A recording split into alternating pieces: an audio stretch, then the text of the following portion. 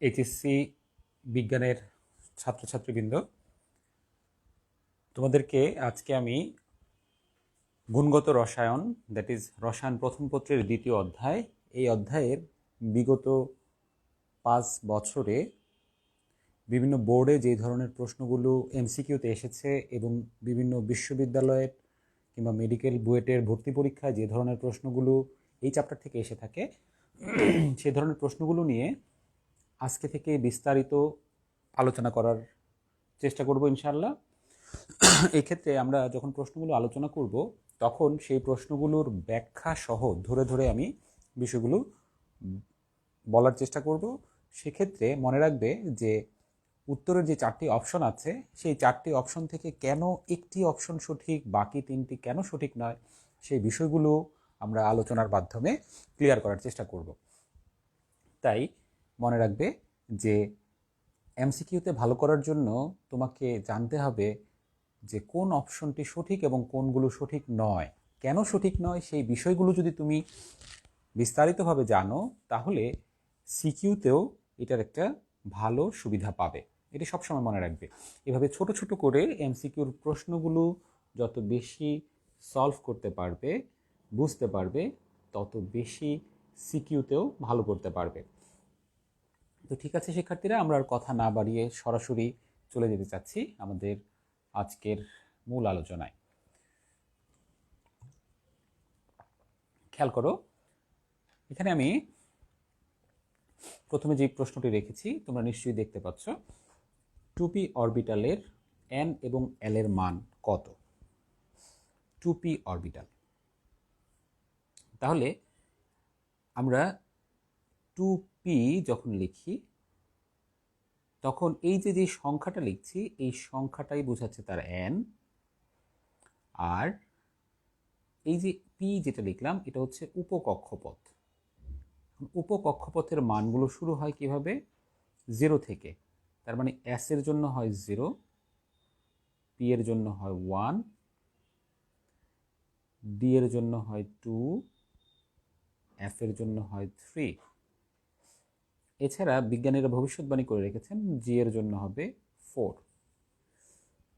তার মানে এখানে যেহেতু p আছে তাহলে l এর মান এই ক্ষেত্রে 1। তাহলে সঠিক উত্তরটি হবে n2 l1। খেয়াল করো, n3 হবে না কারণ সংখ্যাটি হচ্ছে 2, তাই প্রথমটা প্রথমেই বাদ। n1 হবে না, সংখ্যা 2, এটাও বাদ। n2 বাট l0 হবে না, l0 হয় কার জন্য? s এর জন্য। যেহেতু এখানে 2p আছে তাই খ সঠিক উত্তর। আশা করি তোমরা এটি বুঝতে পারছো। এক্ষেত্রে মনে রাখবে SPDF এগুলোকে বলা হয় উপকক্ষপথ, আর উপকক্ষপথের আন্ডারে ফার্দার স্প্লিটিংয়ের মাধ্যমে আমরা পেয়ে থাকি অরবিটাল। যেমন p হচ্ছে উপকক্ষপথ, কিন্তু px, py, pz এগুলো হচ্ছে p উপকক্ষপথের আন্ডারে 3টি অরবিটাল। একইভাবে s হচ্ছে উপকক্ষপথ বা সাবঅরবিট, যেহেতু এটার ফার্দার স্প্লিটিং হয় না তাই এটাকে আমরা সাবঅরবিটও বলতে পারি, অরবিটালও বলতে পারি। ঠিক আছে, কোনো কিছু না বুঝলে অবশ্যই কমেন্ট সেকশনে কমেন্ট করবে। 2 নম্বর প্রশ্নটি দেখো, একটি মৌলের পরমাণুর বহিস্থ স্তরের ইলেকট্রনীয় কাঠামো হচ্ছে n-1p6ns1। শিক্ষার্থীরা, এখানে n বলতে আসলে বোঝানো হচ্ছে তার ইলেকট্রন বিন্যাসের সবচেয়ে বড় প্রধান কোয়ান্টাম সংখ্যা। তাহলে ns বলতে বোঝানো হচ্ছে তার সবচেয়ে বড় প্রধান কোয়ান্টাম সংখ্যার s উপস্তর। বিষয়টি বোঝানোর জন্য আমি একটা উদাহরণ দিয়ে তোমাদের বোঝানোর চেষ্টা করি। ধরো সর্বশেষ কক্ষপথে একটি ইলেকট্রন থাকে এমন একটা মৌল নেই, সোডিয়াম 11। তাহলে এটি ইলেকট্রন বিন্যাস করলে 1s2, 2s2, 2p6, 3s1। তাহলে এখানে সবচেয়ে বড় সংখ্যাটা হচ্ছে কত? সবচেয়ে বড় সংখ্যাটা হচ্ছে 3। তার মানে n হচ্ছে 3, তাহলে ns হবে 3s। তাহলে n মাইনাস 1 হবে কত? 2, n মাইনাস 1 হবে 2, তাহলে n মাইনাস 1 p6 মানে হচ্ছে 2p6। এই হচ্ছে ব্যাখ্যাটি। তাহলে এখন আমরা সোডিয়াম ধরেই বিষয়টিকে ব্যাখ্যা দেওয়ার চেষ্টা করি। এক্ষেত্রে তোমার যদি কনফিউশন লাগে তাহলে ওই NS1 আছে এরকম একটি মৌল ধরে ব্যাখ্যা দিলে তোমার জন্য ব্যাখ্যাটি ইজি হবে। এখন এখানে কি বলতে চাচ্ছে দেখি। নাম্বার 1, মৌলটি M প্লাস ক্যাটায়ন গঠন করে। দেখো M প্লাস মানে একটি ইলেকট্রন ত্যাগ, তার মানে এই একটি ইলেকট্রন ত্যাগ সে করতে পারে। তাহলে যেহেতু সে এই একটি ইলেকট্রন ত্যাগ করতে পারে, এটা আমরা সবাই জানি যে যোজিত স্তরে যেহেতু একটি ইলেকট্রন আছে তাই সে একটি ইলেকট্রন ত্যাগ করবে, কিন্তু সে কিন্তু দুইটি ইলেকট্রন ত্যাগ করবে না। দুইটি ইলেকট্রন ত্যাগ করতে হলে তাকে এই জায়গা থেকে ইলেকট্রন ত্যাগ করতে হবে, এই জায়গা থেকে। এখন এই জায়গায় দেখো ইলেকট্রন কিন্তু 8টা আছে। 8টা মানে কি? নিকটস্থ নিষ্ক্রিয় গ্যাসের মতো। তাহলে নিকটস্থ নিষ্ক্রিয় গ্যাসের মতো যখন ইলেকট্রন বিন্যাস থাকবে তখন সেখান থেকে কিন্তু সেই ইলেকট্রন ত্যাগ করতে চাইবে না, অর্থাৎ M+2 এটি গঠন করতে সে চাইবে না। তার মানে প্রথমটি সঠিক। মৌলটি সমযোজী যৌগ গঠন করে। শিক্ষার্থীরা, এটি একটি ভুল বক্তব্য, কারণ যাদের যোজতা স্তরে একটি ইলেকট্রন থাকে তারা বেসিক্যালি কি করে? আয়নিক যৌগ গঠন করার চেষ্টা করে, কারণ তার যোজিত স্তরে মাত্র একটি ইলেকট্রন আছে। তাহলে একটি ইলেকট্রন সে নিশ্চয়ই শেয়ারিংয়ের চেষ্টা করবে না। একটি, দুটি কিংবা তিনটি ইলেকট্রন থাকলে তারা আয়নিক যৌগ গঠন করে। তার মানে দ্বিতীয়টা রং। পর্যায় সারণীর গ্রুপ 1A এটি অবস্থিত। হ্যাঁ, আমরা যদি সর্বাধুনিক পর্যায় সারণীর দিকে তাকাই তাহলে সর্বাধুনিক পর্যায় সারণীর ক্ষেত্রে যাদের NS1 যোজতা স্তরের ইলেকট্রন বিন্যাস তারাই হলো গ্রুপ 1-এ অবস্থান করে। তাহলে এটার NS1 কত? 3s1। একটু আগেই বলেছি সবচেয়ে বড় কোয়ান্টাম সংখ্যাটা হচ্ছে n, তাহলে এখানে সবচেয়ে বড় কোয়ান্টাম সংখ্যা 3 হচ্ছে n। তাহলে NS1 মানে এটা গ্রুপ 1-এ। এই যে একটি ইলেকট্রন আছে তাই এটা গ্রুপ 1-এ অবস্থিত। তার মানে 1 ও 3 হচ্ছে সঠিক উত্তর। সো আশা করি তোমরা বিষয়টি বুঝতে পেরেছো। 3 নম্বর প্রশ্নে চলে যাই। 3 নম্বর প্রশ্নে বলছে A, B, C তিনটা যৌগ, তাদের দ্রাব্যতা দেওয়া আছে 25, 62, 12। এই তিনটি কঠিন পদার্থের মিশ্রণ থেকে উপাদানগুলোকে কিভাবে পৃথক করা যায়? খেয়াল করো, এরা একত্রে মিশ্রিত অবস্থায় আছে একটা পাত্রের মধ্যে। এই তিনটা পদার্থ একত্রে মিশ্রিত অবস্থায় আছে। এর মধ্যে দ্রাব্যতা সবচেয়ে কম হচ্ছে কার? বি এর, দুঃখিত, সি এর দ্রাব্যতা সবচেয়ে কম 12। 12 মানে কি? 12 মানে হচ্ছে 12 গ্রাম পার 100 গ্রাম দ্রাবক। তার মানে সে মাত্র 12 গ্রাম দ্রবীভূত হয় 100 গ্রাম দ্রাবকের মধ্যে। আর বি কিন্তু সবচেয়ে বেশি হয়, 100 গ্রামের মধ্যে 62 গ্রাম হয়। এখন এটাকে কিভাবে পৃথক করা যায়?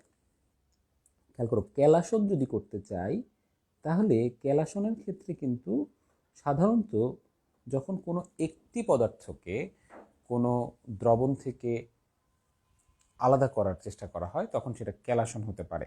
কিন্তু এখানে তিনটা পদার্থ আছে, সো এটা করা যাবে না। কিংবা কোনো একটা অবিশুদ্ধ ক্যালাস থেকে সেটাকে দ্রবীভূত করে বিশুদ্ধ ক্যালাসে রূপান্তর করা বা বিশুদ্ধ ক্যালাস আলাদা করা, সেটা হচ্ছে ক্যালাসন। কাজে এটা এখানে হবে না যেহেতু তিনটা পদার্থ আছে। আংশিক পাতন। আংশিক পাতন হচ্ছে যে যাদের স্ফুটনাঙ্কের পার্থক্য 40 ডিগ্রি বা তার নিচে, 40 ডিগ্রি সেলসিয়াস বা তার নিচে। যেমন ধরো যে আমার একটি পদার্থ, এখানে যদি এর স্ফুটনাঙ্ক দেওয়া থাকতো সে 30, বি এর স্ফুটনাঙ্ক যদি দেওয়া থাকতো সে 50, সি এর যদি স্ফুটনাঙ্ক দেওয়া থাকতো সে 60, তাইলে আমরা বলতে পারতাম তার মানে আংশিক পাতনের ক্ষেত্রে আমাকে কি করতে হবে? স্ফুটনাঙ্ক জানতে হবে। তো প্রশ্নে তো স্ফুটনাঙ্ক দেওয়া নাই, তার মানে আমরা আংশিক পাতন করা যাবে কিনা সেটি বুঝতেছি না, সেটা সঠিক উত্তর নয়। দ্রাবক নিষ্কাশন। দ্রাবক নিষ্কাশন হচ্ছে যে যখন কোনো একটা পদার্থ, বিশেষ করে জৈব পদার্থ, এমন একটি দ্রাবকে দ্রবীভূত থাকে যেখানে আসলে সে কি খুব একটা দ্রবীভূত হতে চায় না। অর্থাৎ ধরো কোনো জৈব পদার্থ সে পানির মধ্যে আছে, তাহলে পানির মধ্যে কিন্তু জৈব দ্রব কি করতে চায় না? দ্রবীভূত হতে চায় না।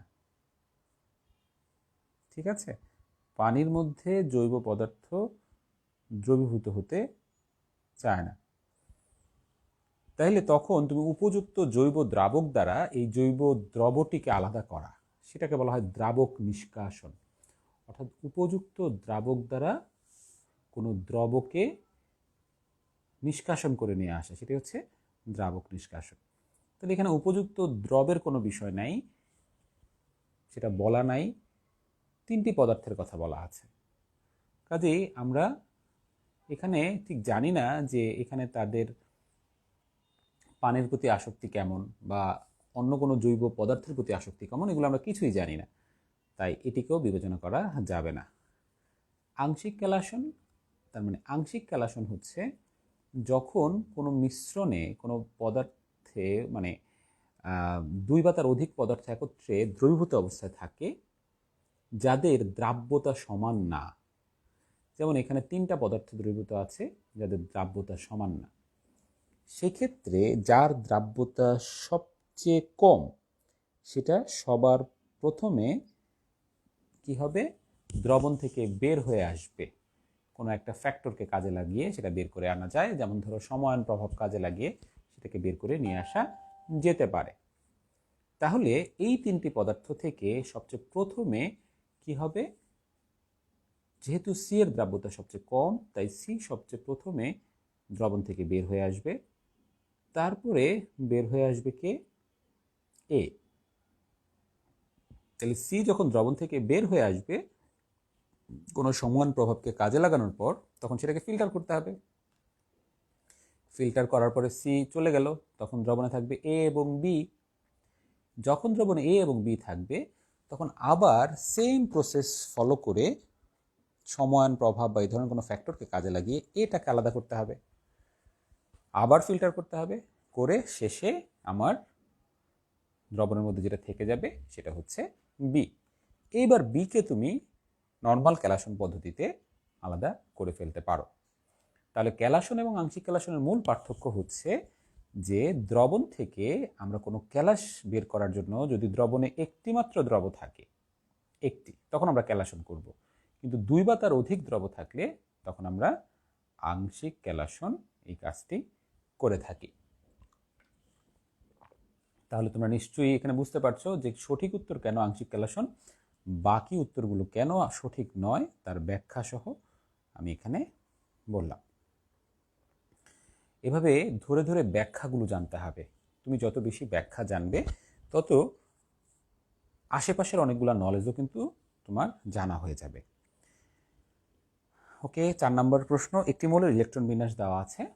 দেখো এখানে 3s2 3px1 3py1 3pz1, তার মানে মৌলটা কে? মৌলটা হচ্ছে আমরা বুঝতে পারছি মৌলটা হচ্ছে ফসফরাস, ফসফরাস 15। আচ্ছা, মৌলটির জন্য কোনটি সঠিক? এটি ধাতু না, কারণ যাদের যোজ্যতা স্তরে 5টি 6টি কিংবা 7টি ইলেকট্রন থাকে, বিশেষ করে যারা পি ব্লকের 5 6 7 ইলেকট্রন বিশিষ্ট মৌল থাকে তারা কখনোই ধাতু হয় না। মনে রাখতে হবে ডি ব্লকের কিন্তু সবগুলাই ধাতু, ডিতে 5টা 6টা 7টা থাকতে পারে, কিন্তু যেটা পি ব্লকের মৌল, সেই পি ব্লকের মৌলে যদি 5 6 বা 7 ইলেকট্রন থাকে সেটা কখনোই ধাতু হবে না, সেটা অধাতু হবে। এখন তুমি বলতে পারো যে আমি চট করে দেখে কিভাবে বুঝবো যে এটা পি ব্লকের মৌল নাকি ডি ব্লকের মৌল? খুবই সহজ। তার ইলেকট্রন বিন্যাস করার পর আফবাউ নীতি অনুযায়ী সর্বশেষ ইলেকট্রন যেই উপকক্ষপথ বা যেই অরবিটালে প্রবেশ করে। আমি যদি উপকক্ষপথ দিয়ে চিন্তা করি তাহলে এটা 3p উপকক্ষপথে প্রবেশ করেছে। আবার আমি যদি এটাকে অরবিটাল দিয়ে চিন্তা করি তাহলে সেই যে 3pz অরবিটালে প্রবেশ করেছে। তার মানে এখানে সর্বশেষ ইলেকট্রন পিতে প্রবেশ করেছে, তাই এটি হচ্ছে পি ব্লক। বুঝা গেল? তাহলে পি ব্লক চেনা খুবই সহজ। আফবাউ নীতি অনুযায়ী সবচেয়ে শেষ ইলেকট্রন আমার দেখা যাচ্ছে যেই উপকক্ষপথে অথবা যে অরবিটালে প্রবেশ করছে সেটি হচ্ছে সেই ব্লকভুক্ত মৌল। এটি কিন্তু এসপিডিএফ সবার ক্ষেত্রে এই কথাটি প্রযোজ্য। যেমন ধরো আমি যদি স্ক্যান্ডিয়াম লিখি, স্ক্যান্ডিয়ামটার ইলেকট্রন বিন্যাস যদি আমরা সিরিয়ালে করি আফবাউ নীতি অনুযায়ী, এখানে মনে রাখতে হবে আফবাউ দিয়ে করতে হবে, অর্থাৎ ছোট থেকে বড় না, আফবাউ সিরিয়ালে যেটা আসে। তাহলে দেখো এই যে আফবাউ নীতি অনুযায়ী করলাম, এখন এখানে সর্বশেষ ইলেকট্রন ডিতে প্রবেশ করেছে, তাই এটা হচ্ছে ডি ব্লক মৌল। কিন্তু তুমি যদি এই জায়গাটাকে ছোট থেকে বড় এই সিস্টেমে লিখতে, অর্থাৎ 3s2 3p6 3d1 4s2, তাহলে কিন্তু সমস্যা হতো। তাহলে কিন্তু তোমার হঠাৎ করে মনে হতে পারতো যে এটা মনে হয় এস ব্লক। সেজন্য বারবার বলছি এক্ষেত্রে কক্ষপথের ছোট থেকে বড় এই ক্রমে লেখা যাবে না। আফবাউ নীতি অনুযায়ী করার পর সর্বশেষ ইলেকট্রন যেই কক্ষপথে থাকবে সেটি সেই ব্লকভুক্ত মৌল হবে। ওকে, তারপরে দেখো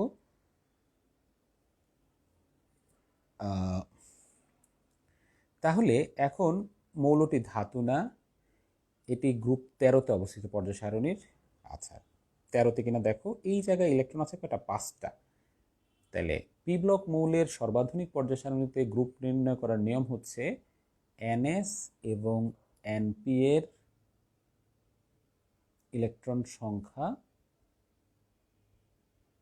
+10। এটি হচ্ছে রুলস, এনএস এবং এনপি এর ইলেকট্রন সংখ্যা +10। তাহলে এনএস আর এনপি এর ইলেকট্রন আছে কয়টা? 5টা আর 10, তাহলে কত হয়? 15। তার মানে এটি হবে না। পর্যায় সারণীতে দুই ধরনের পর্যায় সারণী আমরা দেখতে পাই, একটি হচ্ছে আধুনিক পর্যায় সারণী, একটি হচ্ছে সর্বাধুনিক পর্যায় সারণী। সর্বাধুনিক পর্যায় সারণীতে পি ব্লকের জন্য সূত্রটা হচ্ছে এনএস এবং এনপি এর ইলেকট্রন সংখ্যা +10 ইকুয়াল টু তার গ্রুপ সংখ্যা। ওকে, তারপরের অপশনটা দেখি, এর যোজনী স্থির। আচ্ছা, এটিও সঠিক নয়, কারণ এটাকে যখন উত্তেজিত করা হয় তখন কখনো কখনো 3s থেকে একটি ইলেকট্রন আমার কোথায় যেতে পারে? 3dতে যেতে পারে। তাহলে যখন 3dতে যাবে তখন কিন্তু তার যোজনী হয়ে যাবে 1 2 3 4 5, আর এখন তার এই অবস্থায় যোজনী আছে 3। তার মানে তার দুইটা যোজনী হতে পারে 3 এবং 5, তাই এর যোজনী স্থির এই কথাটিও সঠিক নয়। তাহলে রইল বাকি 1, সমযোজী যৌগ গঠন করে। হ্যাঁ, যেহেতু তার যোজ্যতা স্তরে 3টি বেজোড় ইলেকট্রন আছে কিংবা উত্তেজিত অবস্থায় 5টি বেজোড় ইলেকট্রন তৈরি হয়, এই দুই ক্ষেত্রেই সে 2-এর নিয়ম অনুযায়ী সমযোজী যৌগ গঠন করতে পারে। শিক্ষার্থীরা মনে রাখতে হবে সমযোজী যৌগ গঠনের সময় কিন্তু এখানে একটা বন্ধনে 2টা ইলেকট্রন থাকে। যেমন ফসফরাস এই জায়গায় যদি সমযোজী বন্ধন গঠন করে তাহলে সে sp3 সংকরীকরণের মাধ্যমে এইভাবে সমযোজী যৌগ গঠন করতে পারে। আবার সে যদি অ্যাসের একটা ইলেকট্রন 3dতে যায় তখন যদি সমযোজী বন্ধন গঠন করে তাহলে সেটা দেখতে হবে এইরকম, যেটাকে আমরা বলি ত্রিভুজীয় দ্বিপিরামিডীয়, এই ধরনের সমযোজী বন্ধন গঠন হবে। এই বিষয়গুলো নিয়ে তৃতীয় অধ্যায় বন্ধন চ্যাপ্টারে ডিটেল আলোচনা আছে, সো ওইখানে গেলে আরও সুন্দরভাবে এগুলো বোঝা যায়। মনে রাখতে হবে দ্বিতীয় এবং তৃতীয় অধ্যায়, এই দুটো অধ্যায়ের আলোচনা কিন্তু প্রাসঙ্গিক। দ্বিতীয় অধ্যায় খুব ভালো করে বুঝলে তৃতীয় অধ্যায় ভালো বোঝা যায়, তাই দুইটা অধ্যায়ের কখনোই কোনো কিছু মিস করা যাবে না।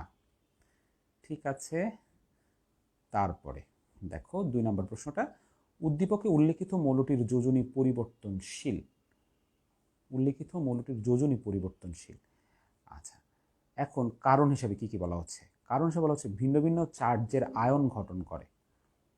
চার্জের আয়ন, দেখো এখানে যখন D3 থাকে তখন 3টা ক্লোরিন আসছে, আবার D5 হলে 5টা ক্লোরিন আসতে পারে, কিন্তু এটা কিন্তু সে কোনো চার্জ গঠন করে না। সমযোজী অণুর ক্ষেত্রে আমরা চার্জ কথাটি বলি না, ঠিক আছে?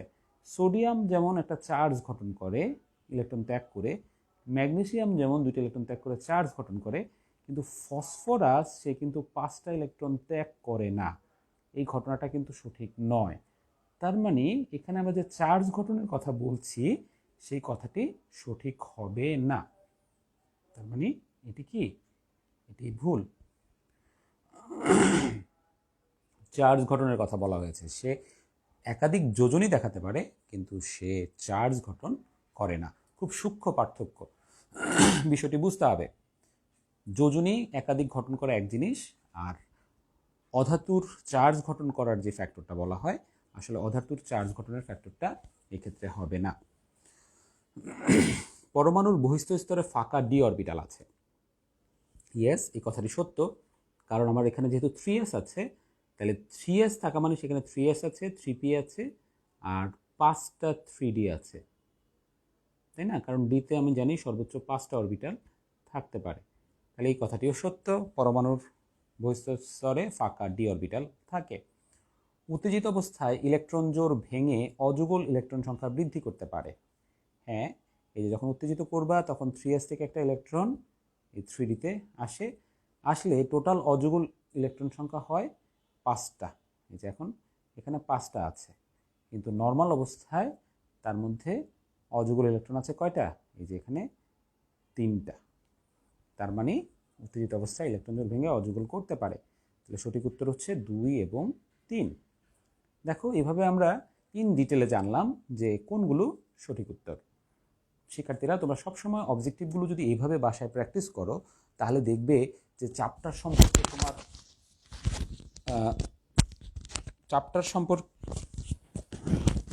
সম্পর্কে দেখবে তোমার ইন ডিটেল আইডিয়া হয়ে যাবে যখন তুমি অবজেক্টিভগুলো এইভাবে ইন ডিটেলে আলোচনা করে পড়তে পারবে। তাই আমার এই অবজেক্টিভ সলিউশনের ক্লাসগুলো অবশ্যই ভালো মতো দেখবে। দেখলে তোমাদের আশা করি চ্যাপ্টারের বিভিন্ন জিনিস সম্পর্কে শতভাগ আইডিয়া ইনশাল্লাহ তৈরি হয়ে যাবে। এর পরের প্রশ্নটি হচ্ছে হাইড্রোজেন NMR সক্রিয়। NMR সক্রিয় কেন? আচ্ছা, NMR এর ফুল মিনিং কি তোমরা নিশ্চয়ই জানো। নিউক্লিয়ার, এম মানে হচ্ছে ম্যাগনেটিক, আর মানে হচ্ছে রেজোনেন্স, নিউক্লিয়ার ম্যাগনেটিক রেজোনেন্স। এখানে দেখো, নিউক্লিয়ার বলতে নিউক্লিয়াসকে বোঝানো হচ্ছে, নিউক্লিয়াস। এখন নিউক্লিয়াসে কে কে থাকে? কোন একটা পরমাণুর নিউক্লিয়াসে থাকে 2টা জিনিস, একটা হচ্ছে নিউট্রন আর থাকে প্রোটন। এখন NMR সক্রিয় কারা? এদের ক্ষেত্রে যাদের নিউক্লিয়াসে অযুগ্ম ইলেকট্রন থাকে, নিউক্লিয়াসে অযুগ্ম প্রোটন থাকে, অর্থাৎ প্রোটন সংখ্যা যদি হয় এরকম 1 3 5 7, অথবা অযুগ্ম নিউট্রন থাকে, যেমন ধরো একইভাবে 1 3 5 7 9 11 ইত্যাদি, এটাও এভাবে। তাহলে অযুগ্ম প্রোটন বা অযুগ্ম নিউট্রন যদি নিউক্লিয়াসে থাকে, এখানে মনে রাখতে হবে যে কোনো একটা থাকলেও হবে, 2টাই অযুগ্ম অবস্থায় থাকতে হবে তা কিন্তু নয়। যেমন ধরো আমার হাইড্রোজেন 1, এখানে একটা প্রোটন আছে আর কোনো নিউট্রন নাই, এটা NMR সক্রিয়। আবার যেমন ধরো ফ্লোরিন 919, এটার ক্ষেত্রে 9টা প্রোটন আছে, 10টা নিউট্রন আছে, কারণ 19 হচ্ছে প্রোটন ও নিউট্রনের সংখ্যার যোগফল, তাইলে 9 আর 10 19। এখন এই ক্ষেত্রে এই যে অযুগ্ম প্রোটন আছে, এটাও NMR সক্রিয়। আবার কার্বন 13, এখানে 6টা প্রোটন আছে আর 7টা নিউট্রন আছে, তাহলে এক্ষেত্রে নিউট্রনটা অযুগ্ন। দেখো কখনো কখনো প্রোটন অযুগ্ন, কখনো নিউট্রন অযুগ্ন। তাহলে এটাও NMR সক্রিয়। ফসফরাস 1531, এটার ক্ষেত্রে 15টা প্রোটন আছে আর 16টা নিউট্রন আছে। এক্ষেত্রে এটা অযুগ্ন, তাই এটা NMR সক্রিয়। তাহলে শিক্ষার্থীরা আমরা কি দেখলাম, যে অযুগ্ন প্রোটন বা অযুগ্ন নিউট্রন যখন থাকে তখন সবাই না, কিছু কিছু মৌল NMR সক্রিয়। এখন কথা হচ্ছে NMR সক্রিয় আসলে জিনিসটার মানে কি? এন তো বুঝলাম নিউক্লিয়াস, সক্রিয় বলতে বোঝানো হচ্ছে ম্যাগনেটিক রেজোনেন্স থেকে আমরা সক্রিয়তার বিষয়টি বুঝি। ম্যাগনেটিক রেজোনেন্স মানে কি? ম্যাগনেটিক রেজোনেন্স মানে হচ্ছে বাহ্যিক শক্তিশালী ম্যাগনেটিক ফিল্ডে কিছু কিছু পরমাণুর নিউক্লিয়াস রেজোনেন্স তৈরি করে। আবার বলছি, বাহ্যিক শক্তিশালী ম্যাগনেটিক ফিল্ডে রাখলে কিছু কিছু পরমাণুর নিউক্লিয়াস রেজোনেন্স তৈরি করে। রেজোনেন্স তৈরি মানে কি? রেজোনেন্স মানে হচ্ছে অনুরণন। অর্থাৎ তুমি ধরো খুবই শক্তিশালী কোনো একটা ম্যাগনেটিক ফিল্ডের মধ্যে কোনো একটা পরমাণু রাখলে, যেটার নিউক্লিয়াসে অযুগ্ন প্রোটন অথবা অযুগ্ন নিউট্রন আছে। এখন এরা কিন্তু বিভিন্নভাবে অ্যালাইন্ড হয়। এই অযুগ্ন প্রোটন বা নিউট্রনগুলো বিভিন্নভাবে বিন্যস্ত অবস্থায় থাকে। যখন তুমি শক্তিশালী ম্যাগনেটিক ফিল্ডে ওই পরমাণুর নিউক্লিয়াসকে স্থাপন করলে বা ওই পরমাণুকে স্থাপন করলে, তখন এই যে বিভিন্ন দিকে তারা যে অ্যালাইন্ড অবস্থায় ছিল, এই জিনিসটার মধ্যে একটা চেঞ্জ আসে। এসে তাদের অধিকাংশগুলো বাহ্যিক শক্তিশালী চুম্বক ক্ষেত্রের দিকে বিন্যস্ত হয়, দুই একটা উল্টা দিকে বিন্যস্ত হয়। যেটা উল্টা দিকে বিন্যস্ত হয় সেটাকে আমরা ঘাটতেরা বলতে পারি। তার সাহস বেশি, তাই তার আভ্যন্তরীণ শক্তি বেশি থাকে। আর যেগুলো ওই বাহ্যিক শক্তিশালী চুম্বক ক্ষেত্রের দিকে বিন্যস্ত হয়, তাদের স্ট্যাবিলিটি বেশি বা আভ্যন্তরীণ শক্তি কম বলা হয়ে থাকে। তার মানে কোনো পরমাণুর নিউক্লিয়াস যখন বাহ্যিক শক্তিশালী চুম্বক ক্ষেত্রে স্থাপন করলে, অধিকাংশ নিউক্লিয়নগুলো অর্থাৎ নিউক্লিয়াসের নিউট্রন বা প্রোটনগুলো বাহ্যিক শক্তিশালী চুম্বক ক্ষেত্রের দিকে বিন্যস্ত হয়, তখন সেটাকে বলা হচ্ছে NMR সক্রিয়। অর্থাৎ NMR এর কারণে, ম্যাগনেটিক রেজোন্যান্সের কারণে নিউক্লিয়াসের ম্যাগনেটিক রেজোন্যান্স হচ্ছে। আবার বলছি, বাহ্যিক ম্যাগনেটিক ফিল্ডের কারণে ওই পরমাণুর নিউক্লিয়াসের ম্যাগনেটিক রেজোন্যান্স হচ্ছে। এই যে তার অ্যালাইনমেন্ট চেঞ্জ হয়ে যাচ্ছে, এই কারণে তাকে সক্রিয় বলা হচ্ছে। কিন্তু বিষয়টা যদি এমন হয়, যেমন ধরো তুমি ক্যালসিয়ামকে রাখলা, এখানে ক্যালসিয়ামকে রাখলা বাহ্যিক শক্তিশালী চুম্বক ক্ষেত্রে, তো রাখার পরে কি হলো? রাখার পরেও তাদের অ্যালাইনমেন্ট আগের মতোই আছে।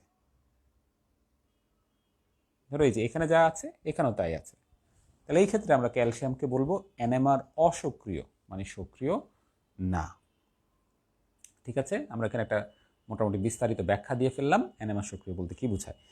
ওকে, এখন হাইড্রোজেন NMR সক্রিয় কেন? কারণ এর পরমাণুতে একটি প্রোটন রয়েছে। হ্যাঁ, আমরা একটু আগে দেখলাম হাইড্রোজেন পরমাণুতে কি আছে? একটি প্রোটন আছে, কোনো নিউট্রন নেই। এই কথাটা সত্য, কোনো নিউট্রন নেই, কিন্তু NMR সক্রিয় হওয়ার সাথে নিউট্রন নেই এই কথার কোনো সম্পর্ক নাই। ঠিক আছে, কোনো পরমাণুতে অবশ্য শুধুমাত্র নিউট্রন নাই হতে পারে নর্মাল হাইড্রোজেনেই, আর অন্য সব ক্ষেত্রে নিউট্রন আছে। তো বলতে চাচ্ছি যে নিউট্রন নেই এই কথাটি NMR এর সংজ্ঞায় পড়ে না, সো এটা সঠিক নয়। একটি ইলেকট্রন আছে। শিক্ষার্থীরা খুব মনোযোগ দিয়ে খেয়াল করো, হাইড্রোজেনে একটি ইলেকট্রন আছে কথা সত্য, কিন্তু এখানে যেহেতু নিউক্লিয়াসের ম্যাগনেটিক রেজোন্যান্স হয়, তাই নিউক্লিয়াসের মধ্যে সবসময় থাকে আমরা জানি নিউট্রন আর প্রোটন। কাজেই কোনো পরমাণুর যোজ্যতা স্তরে যে ইলেকট্রন থাকে, সেই ইলেকট্রন এখানে বিবেচনায় আনা যাবে না। ইলেকট্রন কি একটা আছে, মানে অযুগ্ন আছে না যুগ্ন আছে, সেটা কখনোই বিবেচনায় আনা যাবে না। তাই এই ক্ষেত্রে মনে রাখবে যে ইলেকট্রনের কোনো কথাই NMR এর ক্ষেত্রে বলা যাচ্ছে না।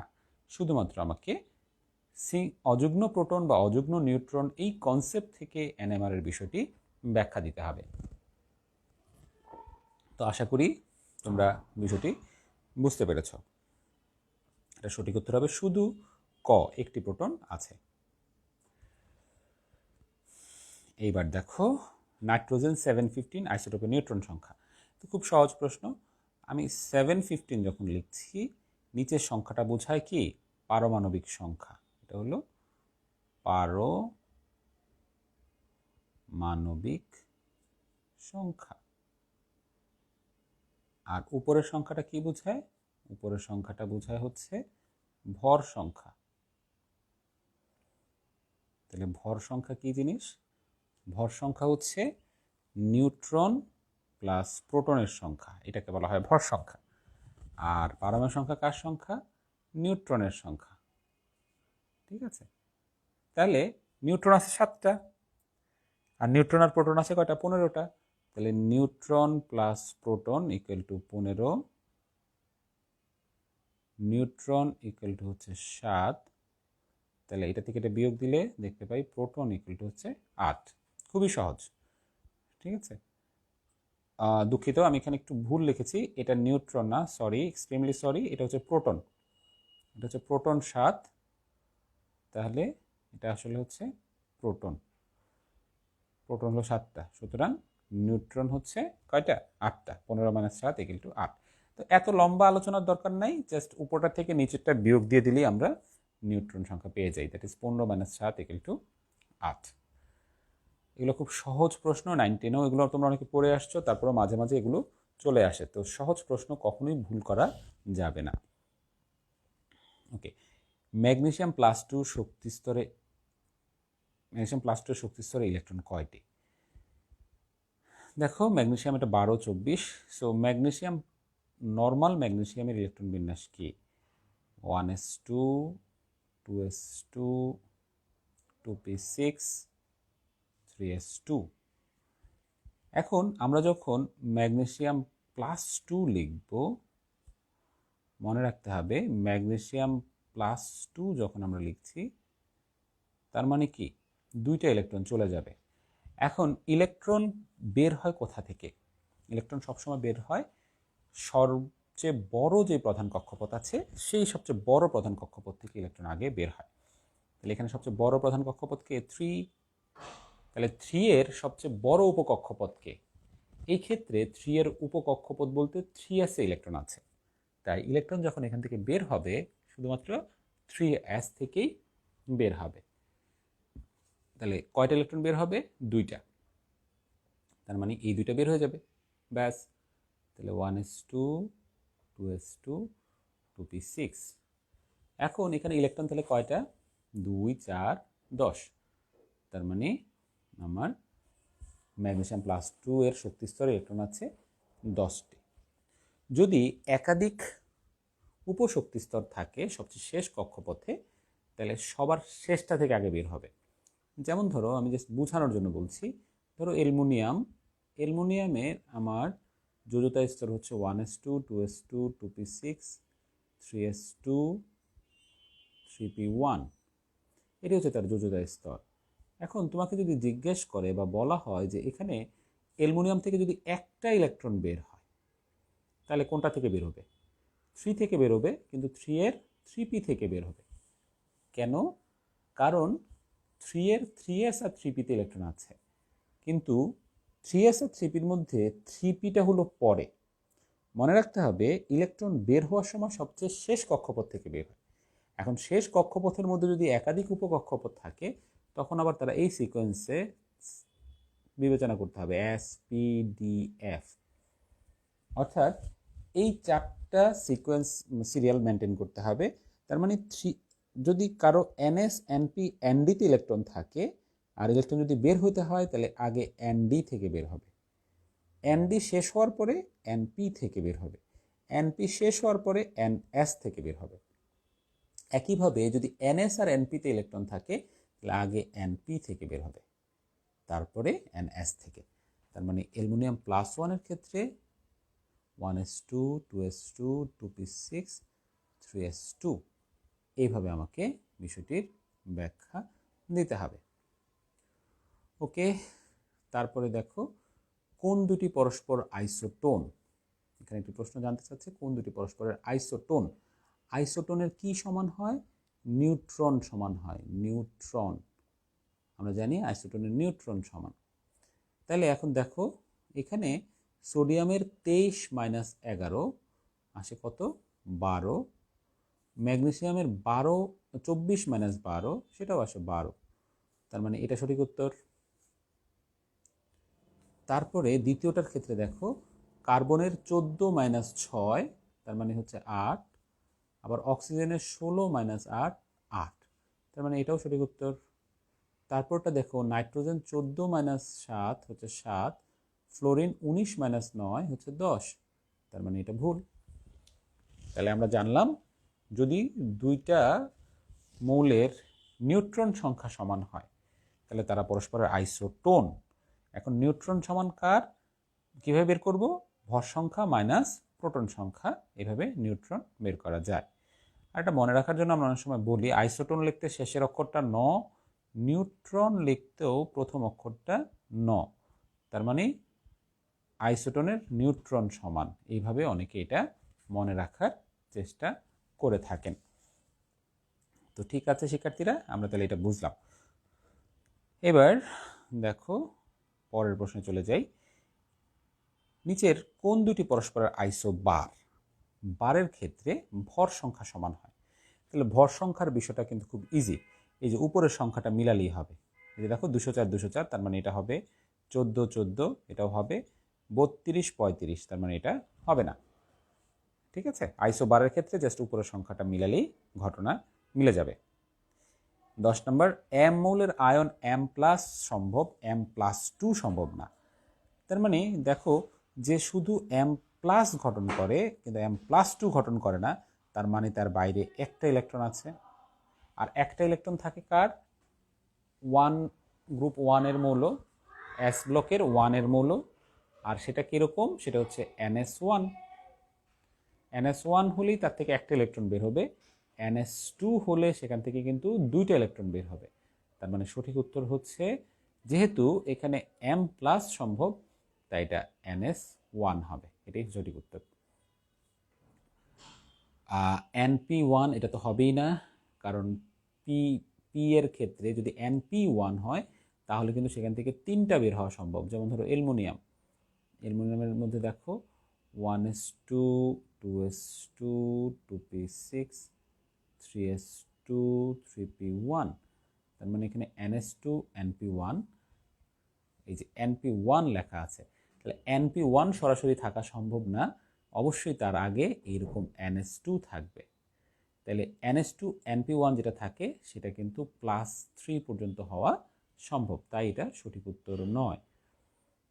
তারপরে বলেছে N-1D10S1, দেখো এখানেও কিন্তু S আছে। আচ্ছা, এটা কিন্তু হবে না, এটা আসলে NS1, N কথাটা উঠে নাই, কোনো কারণে উঠে নাই, এটা N-1D10NS1। এখানে একটা মজার জিনিস আছে, দেখো আমার এইটাতে NS1 আছে, এইটার মধ্যেও তো NS1 আছে, তাহলে এটা কেন সঠিক হবে না? খেয়াল করো শিক্ষার্থীরা, দুইটা কিন্তু এক জিনিস না। এইটার একটা উদাহরণ দেই তাহলে বুঝতে ক্লিয়ার হবে। যেমন কপারের ক্ষেত্রে আমি যদি ইলেকট্রন বিন্যাসটা দেখি তাহলে 1s2 2s2 2p6 3s2 3p6 4s1 3d10। প্রথম কথা হচ্ছে এটা ডি ব্লক মৌল, সো ডি ব্লক মৌলের ক্ষেত্রে কিন্তু একাধিক জারণ মান দেখানো সম্ভব। দ্বিতীয় কথা হচ্ছে দেখো এখানে N কত? NS1 মানে হচ্ছে এই যে 4s1, আর N-1D10 মানে কত? 3D10। তাহলে এখানে বিষয়টা হচ্ছে যে এইটার ক্ষেত্রে কপার সে শুধু কি +1 করতে পারে? +1 করলে এটা যাবে, যদি +2 করে তাহলে কিন্তু এই 10 থেকে একটা ইলেকট্রন যে 9 হবে। ঠিক আছে, তার মানে এখানে কিন্তু +2ও গঠন করা সম্ভব হচ্ছে, কিন্তু এখানে তো বলেই দিয়েছে ডাইরেক্ট যে +2 গঠন সম্ভব নয়, তার মানে এটি সঠিক উত্তর হতে পারে না। লাস্টেরটা বলেছে n-1d1ns2। হ্যাঁ, এইটাও হবে না, কারণ হচ্ছে যে ইলেকট্রন বের হওয়ার সময় আগে সবচেয়ে শেষ কক্ষপথ থেকে বের হয়। তাহলে এটা একটা উদাহরণ দিই, যেমন স্ক্যান্ডিয়াম। স্ক্যান্ডিয়ামের ক্ষেত্রে 1s2, 2s2, 2p6, 3s2, 3p6, 4s2, 3d1। তাহলে এইখানে দেখো ns2কে, এই যে ns2 হচ্ছে 4s2, আর n-1d1কে 3d1। এখন বিষয়টা হচ্ছে এইটার ক্ষেত্রে দেখো স্ক্যান্ডিয়ামে কিন্তু একটা ইলেকট্রন যদি বের হয় সেটা কিন্তু 4s থেকে বের হবে, এটা কিন্তু 3d থেকে বের হবে না, 4s থেকে। তো স্ক্যান্ডিয়ামে কিন্তু একটা ইলেকট্রন বের যদি করতে চাও থিওরিটিক্যালি, তাহলে এগুলা যা আছে তাই থাকবে, তারপরে কি হবে 4s1 3d1। কিন্তু স্ক্যান্ডিয়ামের ক্ষেত্রে তুমি দুইটা ইলেকট্রনও বের করে আনতে পারো, তাহলে সেটা হবে 3d1, 4s0 হয়ে যাবে। ইভেন স্ক্যান্ডিয়ামে সবচেয়ে স্টেবল হচ্ছে তিনটা ইলেকট্রন বের হলে, তাহলে তিনটা ইলেকট্রন বের হলে এই 4s2ও বের হবে, 3d1ও বের হবে। তার মানে এই কারণে এটিও সঠিক উত্তর হবে না। একমাত্র সঠিক উত্তর হচ্ছে ns1। তার মানে এটি একটি অ্যাস ব্লক মৌল। 11 নম্বরটা দেখি আমরা কি বলেছে, দুইটি আইসোটোপের মধ্যে কি দেখা যায়? আইসোটোপ প্রোটন সংখ্যা সমান, তার মানে তাদের পারমাণবিক সংখ্যা সমান। উত্তর সঠিক। পর্যায় সারণীতে একই অবস্থানে, যেহেতু একই মৌলের তার মানে তারা একই অবস্থানেই থাকবে, এটাও সঠিক। পারমাণবিক ভর সংখ্যা সমান, ভর সংখ্যা কিন্তু সমান হবে না, যেমন হাইড্রোজেন 1 হাইড্রোজেন 1 তারপরে হচ্ছে হাইড্রোজেন 1 দেখো প্রথমটার ভর সংখ্যা হচ্ছে 1, দ্বিতীয়টা 2, তারপরটা কিন্তু 3। তাহলে ভর সংখ্যা কিন্তু আইসোটোপের সমান হয় না। প্রথমটার ক্ষেত্রে খেয়াল করো, প্রথমটার ক্ষেত্রে যে জিনিসটা আছে সেটা হচ্ছে এখানে নিউট্রন নাই, শূন্য। দ্বিতীয়টার ক্ষেত্রে আর প্রোটন কয়টা? প্রোটন হচ্ছে একটা।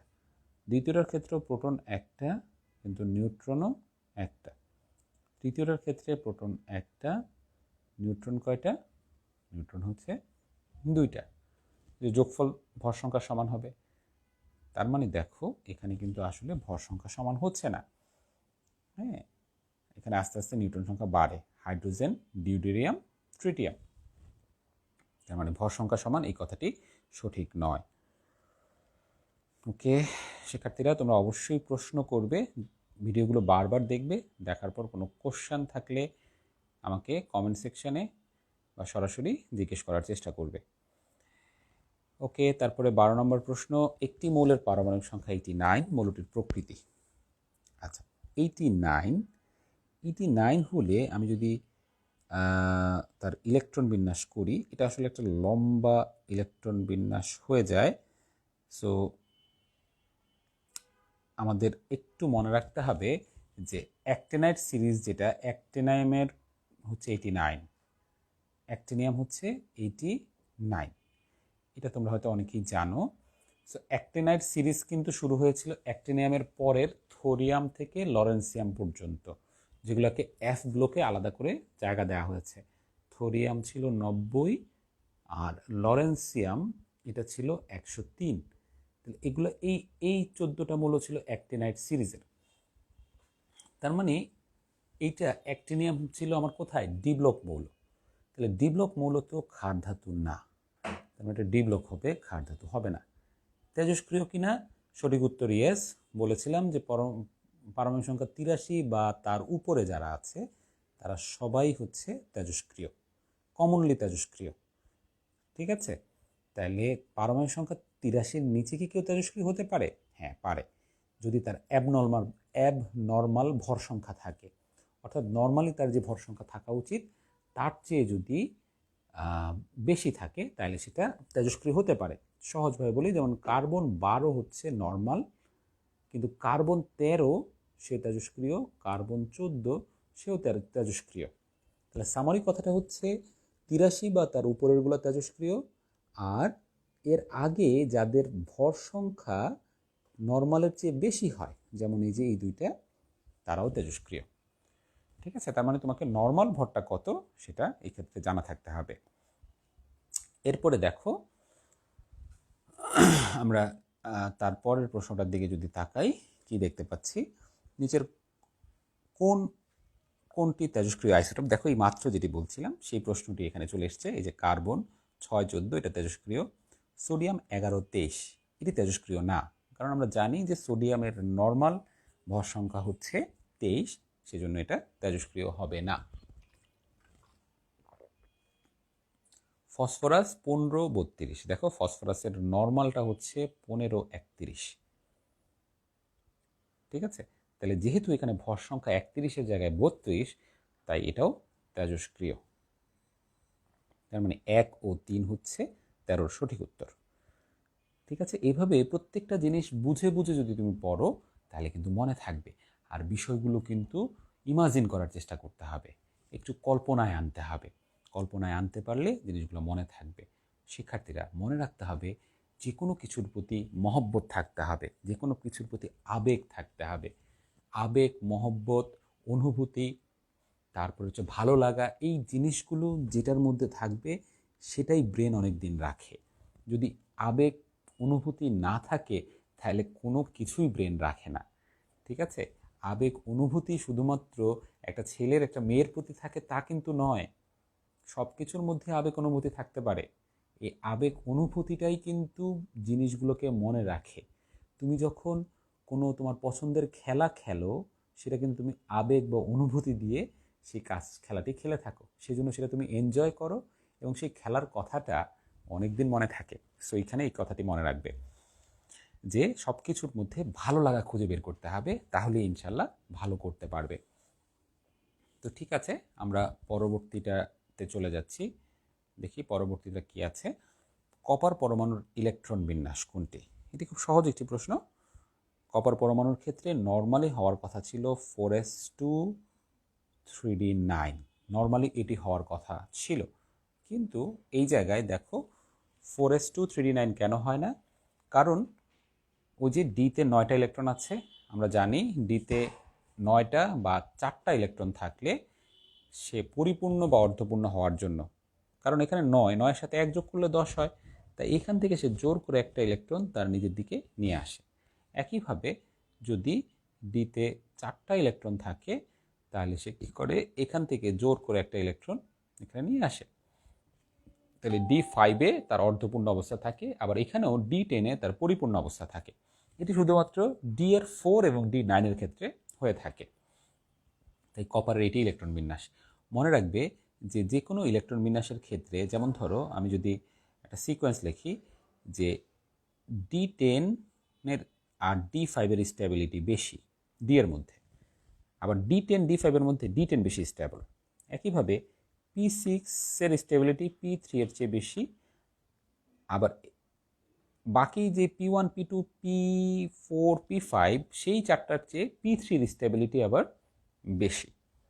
ঠিক আছে, সো এইভাবে মনে রাখতে হবে। আর এর ক্ষেত্রে শুধুমাত্র S2 এটার স্টেবিলিটিটা বেশি হয়ে থাকে। ওকে, তাহলে দেখো 14 নম্বরের ক যে অপশনটা ছিল 3d9 4s2, এটা কিন্তু হবে না, কারণ এখানে আমার কি ডি অরবিটালের ব্যতিক্রম হবে, তার মানে খ রাইট।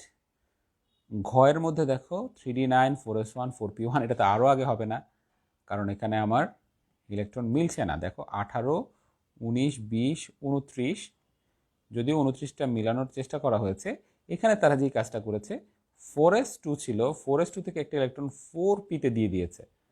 4p-তে তো ইলেকট্রন যাবে না, হ্যাঁ, ইলেকট্রনটা যাবে 3d-তে। আচ্ছা, এখানে কি করেছে তারা, এখানে তো মোট ইলেকট্রন সংখ্যারই কোনো ম্যাচিং করতে পারে নাই, তারা 3d-তে ইলেকট্রন অনেক কমিয়ে দিয়েছে, 4p6-এ দিয়েছে। হ্যাঁ, 3d-র 6টা ইলেকট্রন 4p-তে নিয়ে গিয়েছে, এটা তো আরও আগেই হবে না। ঠিক আছে, ওকে। ক্রোমিয়ামের ক্ষেত্রে সেম কাহিনী, যে দেখো D5 4s1, অ্যাকচুয়ালি হওয়ার কথা ছিল D4 4s2, সেটি না হয়ে 4s2 থেকে একটা ইলেকট্রন D4-এ গিয়ে D5 হয়েছে। তো ঠিক আছে, তাহলে আমরা এটা বুঝলাম। আমরা পরবর্তীটাতে চলে যাই। দেখো আমরা এখানে বিগত 5 বছরের বিভিন্ন বোর্ডের বাংলাদেশের সবগুলা বোর্ডের প্রশ্ন এবং হচ্ছে বিভিন্ন বিশ্ববিদ্যালয়ের প্রশ্ন, বুয়েট মেডিকেলের প্রশ্ন, এগুলো নিয়ে ইনশাল্লাহ আমরা আলোচনা করব। তবে মনে রাখতে হবে এই আলোচনাটা তখনই ফলপ্রসূ হবে যখন তোমার চ্যাপ্টার সম্পর্কে খুব ভালো ধারণা থাকবে। আর চ্যাপ্টার সম্পর্কে ভালো ধারণা নেওয়ার জন্য আমি যে লেকচার শিটগুলো দিয়েছিলাম সেই লেকচার শিট এবং ক্লাস নোটগুলো খুব ভালো করে দেখবে। তাহলে তোমার চ্যাপ্টার সম্পর্কে ভালো আইডিয়া হয়ে যাবে। পরবর্তীতে এই ক্লাসগুলো করলে তোমরা ভালো করতে পারবে। এছাড়া এই চ্যাপ্টারে আমি বেশ কিছু উদ্দীপক সলিউশন করে দিয়েছিলাম, সেই জিনিসগুলোও কিন্তু তোমরা ভালো করে দেখবে। শিক্ষার্থীরা মনে রাখবে, বাসায় প্র্যাকটিসের কোনো বিকল্প নেই, প্রচুর প্র্যাকটিস করতে হবে। তবে তার আগে অবশ্যই ভালো করে বুঝতে হবে। মনে রাখবে, তুমি যত ভালো করে বুঝবে একটা সময় দেখবে কেমিস্ট্রি অনেক মজার জিনিস। ইনশাল্লাহ এই কেমিস্ট্রিতে তোমরা 95% পর্যন্ত নাম্বার ক্যারি করতে পারবে। আর কারো যদি বুয়েটে পরীক্ষা দেওয়ার ইচ্ছা থাকে সেক্ষেত্রে মনে রাখবে ফিজিক্স, কেমিস্ট্রি, ম্যাথ এই তিনটা সাবজেক্টে ইন্টারমিডিয়েটে 90%-এর কাছাকাছি নাম্বার পেতে হয় বুয়েটের ভর্তি পরীক্ষা দিতে হলে। কাজেই তুমি যদি ফিল করো যে তুমি A+ পেলেই হবে, নো, ফিজিক্স, কেমিস্ট্রি, ম্যাথ এই তিনটাতে 90%-এর কাছাকাছি, ধরো প্রায় 88% এই ধরনের নাম্বার ক্যারি করতে হয়। তো নিশ্চয়ই বুঝতে পারছো, সেই ধরনের মার্কস ক্যারি করতে গেলে তোমাকে কিন্তু প্রচুর ভালো দখলে থাকতে হবে সব কিছু। ওকে, 16 নম্বর প্রশ্নে চলে যাই। এখানে কি বলা হচ্ছে, কার্বন 12 নিউক্লিয়াসে 2টি নিউট্রন সংযোজন করলে কি হয়? খুবই সিম্পল, 2টি নিউট্রন সংযোজন করতে বলেছে। তাহলে কার্বন 12, এটার মধ্যে নিউট্রন আছে 6টি, তুমি আরও 2টা সংযোজন করবা, তাহলে 8টি হবে। তাহলে তোমার 12 যেটা ভর সংখ্যা ছিল, ভর সংখ্যার সাথে আরও 2 যোগ হয়ে 14 হবে। ঠিক আছে, এখানে অক্সিজেন লিখেছে না, নিউট্রন যোগ করলে পারমাণবিক সংখ্যা যেহেতু চেঞ্জ হয় না, তাই এখানে অক্সিজেন হওয়ার কোনো সম্ভাবনা নেই। কোনো পরিবর্তন নয়, নো, এটিও ভুল কথা। পরিবর্তন তো অবশ্যই হবে, নিউট্রন সংখ্যার চেঞ্জ আসবে। 17 নম্বর, দুটি মৌলের পরমাণুর বহিঃস্তরের ইলেকট্রনীয় কাঠামো NH2NP1 এবং NH2NP6 হলে মৌল দুটি পর্যায় সারণীর কোন কোন গ্রুপে অবস্থিত? আচ্ছা, NH2NP1 এই কথার মানে হচ্ছে যে যোজ্যতা স্তরে 3টি ইলেকট্রন আছে। তাহলে 3টি ইলেকট্রন আছে এবং এটি পি ব্লক মৌল। কে বুঝলাম? এই যে NP-তে ইলেকট্রন আছে, তার মানে এটি পি ব্লক। তাহলে পি ব্লক মৌলের একটু আগেই বলেছি যে NH-NP ইলেকট্রন সংখ্যা +10। পরেরটিও দেখো পি ব্লক মৌল, তাহলে NH-NPর মোট ইলেকট্রন সংখ্যা হচ্ছে 8, তার সাথে 10 যোগ করতে হবে। তার মানে প্রথমটা হচ্ছে 13, পরেরটা হচ্ছে 18। গ্রুপ 13 এবং গ্রুপ 18-তে অবস্থান করছে। খুবই সহজ। ভারী পানি কি? ভারী পানি হচ্ছে হাইড্রোজেনের আইসোটোপ ডিউটেরিয়াম দিয়ে তৈরি করা হয়। তাহলে এটার নাম হচ্ছে D2O। ডিউটেরিয়ামকে আমরা এইভাবে লিখি, তাহলে H2O, H এর জায়গায় আমরা D লিখব, কারণ এখানে হাইড্রোজেনের আইসোটোপ ডিউটেরিয়াম ইউজ করা হয়। তাহলে D2O। ডিউটেরিয়ামকে আমরা আবার অনেকে এইভাবেও লিখে থাকি, এই যে ডিউটেরিয়াম। তাহলে এটাও সঠিক, আবার D12 এটাও সঠিক। ঠিক আছে, ওকে। তারপরে দেখো পারমাণবিক ভরের একক কি? পারমাণবিক ভরের একক হচ্ছে অ্যাটমিক ম্যাস ইউনিট, AMU। ঠিক আছে, এক্ষেত্রে কিন্তু গ্রাম বা গ্রাম পার মোল এগুলা না। যেমন ধরো আমি যদি তোমাকে বলি যে কার্বনের পারমাণবিক ভর, বিষয়গুলোতে তোমাদের এক ধরনের কনফিউশন তৈরি হয়। আমি এই বিষয়টি একটু তোমাদেরকে লিখে দেখাই, তাহলে তোমাদের মনে রাখতে সুবিধা হবে। যেমন ধরো আমি যদি বলি যে কার্বনের, আচ্ছা আমি একটু অন্যভাবে লিখি, 1 মোল কার্বনের ভর, 1 মোল কার্বনের ভর হচ্ছে 23 গ্রাম, কারণ 1 মোলে থাকে অ্যাভোগাড্রো সংখ্যক কার্বন পরমাণু। আচ্ছা, যদি আমি লিখি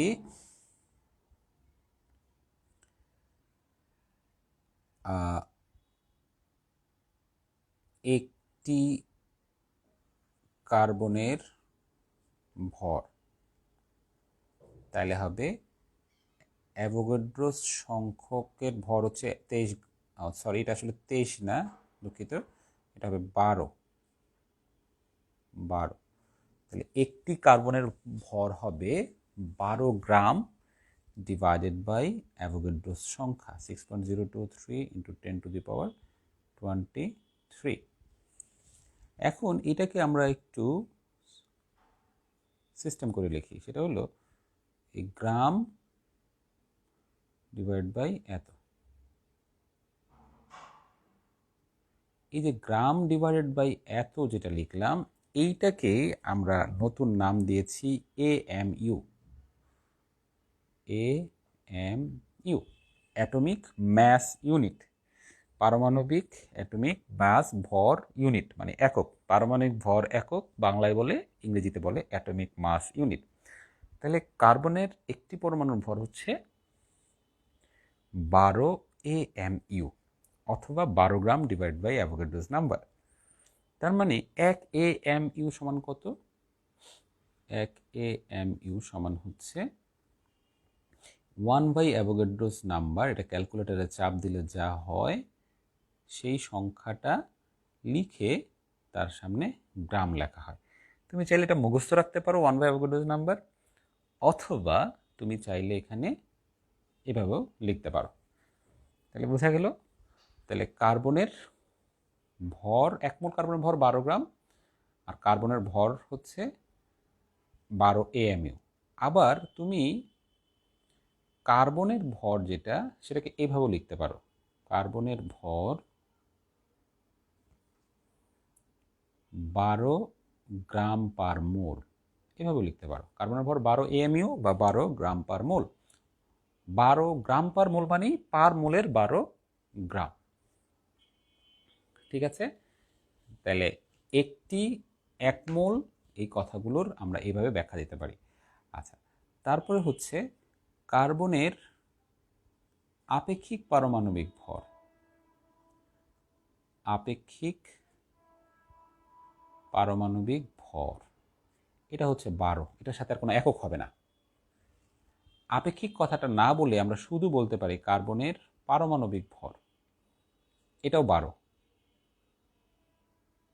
এটারও কিন্তু কোনো একক হবে না।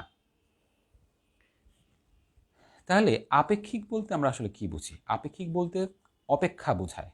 অপেক্ষা বলতে দুই ধরনের মিনিং আছে, একটা হচ্ছে ওয়েট করা অপেক্ষা, আর একটা হচ্ছে তুলনা করা। আমরা অনেক সময় বলি যে তার তুলনায় সে ভালো, সে অপেক্ষা ও ভালো। তাহলে অপেক্ষা মানে তুলনা, এখানে অপেক্ষা বলতে তুলনা বলা বোঝানো হচ্ছে। তাহলে কার্বনের আপেক্ষিক পারমাণবিক ভর 12 বলতে কিভাবে বোঝানো হয়? সেটি হচ্ছে কোনো মৌলের একটি পরমাণুর ভর কার্বন 12 আইসোটোপের ভরের 12/1 তুলনায় যত গুণ ভারী। তাহলে কার্বন 12 আইসোটোপের ভর কত? কার্বন 12 আইসোটোপের ভর হচ্ছে 12 ডিভাইডেড বাই, কার্বন 12 একটা আইসোটোপের ভর হচ্ছে এত।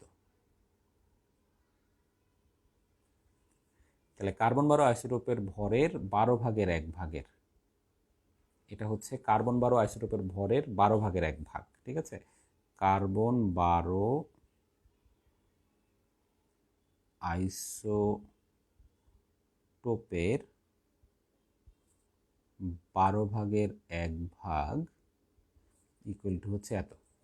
তাহলে আমরা একটু কাটাকাটি করি, কাটাকাটি করলে আমরা দেখতে পাচ্ছি এখানে এরকম একটা মান আসে। একটু আগে দেখেছি গ্রাম বাই এত, এটা ছিল AMU। তো যাই হোক, আমি এখানে লিখি এটা এভাবে, গ্রাম বাই 6.023 ইন্টু 10⁻23। এখন সংখ্যাটা কি? কোনো মৌলের একটি পরমাণুর ভর কার্বন 12 আইসোটোপের ভরের 12/1 তুলনায় কত গুণ ভারী। তাহলে এবার মূল আলোচনায় আসি। তাহলে কার্বনের একটি পরমাণুর ভর, তাহলে কার্বনের একটি পরমাণুর ভর কত? 12 বাই অ্যাভোগাড্রোস নাম্বার। এটা হলো কার্বনের একটি পরমাণুর ভর। কোনো মৌলের একটি পরমাণুর ভর কার্বন 12 আইসোটোপের ভরের 12/1। তাহলে কার্বন 12 আইসোটোপের ভরের 12/1 কত পেলাম? 1 বাই অ্যাভোগাড্রোস নাম্বার।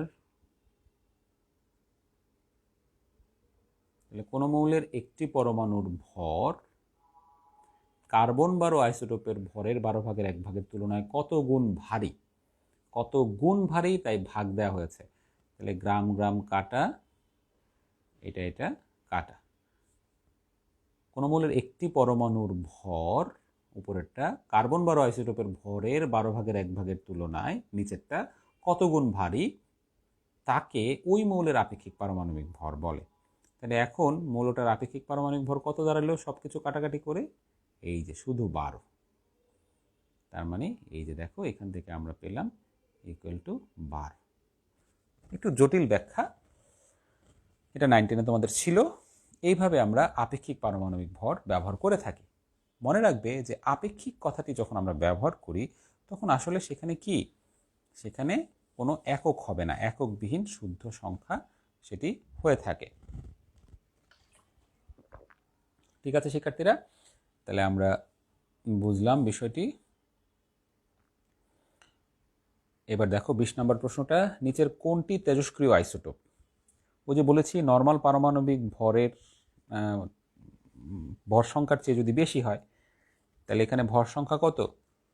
অক্সিজেন 16টা নর্মাল, নাইট্রোজেন 14 নর্মাল, কার্বন 14 এটাই অ্যাবনর্মাল, ক্লোরিন 35 এটা নর্মাল, তাহলে এটা তেজস্ক্রিয় আইসোটোপ।